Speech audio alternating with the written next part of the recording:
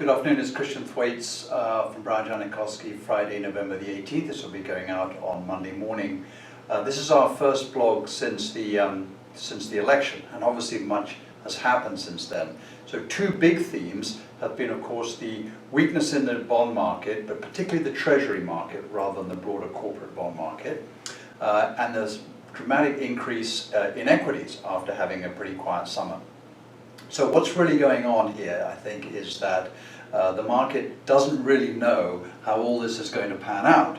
On the face of it, some of the new administration's policies seem to be pro-business. We've heard about cutting personal taxes, cutting corporation taxes, repatriation of overseas earnings, all pretty good for the broad economy, you would think, as well as an investment infrastructure spend, which is rather vague at this point, but somehow will sort of come out in so-called shovel-ready projects sometime in 2017 and beyond.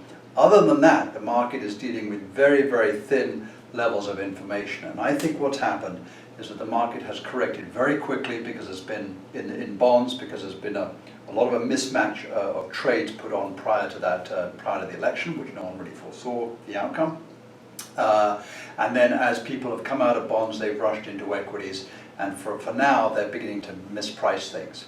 Let's look first at the equity chart behind me, which is quite interesting because you've seen a big snapback. If you go on the right-hand side, equities are sort of tracking sideways for most of the summer after the February dip. And then suddenly, boom, you've got this big increase with small cap up nearly 20% year to date, mid cap up about 15%, and the broader market up 7%. This makes sense because the small and mid-cap stocks tend to be much more domestic-facing. The US is growing faster than overseas economies, and large companies have a bigger exposure to overseas markets. So far, that equity side of the story sort of makes sense.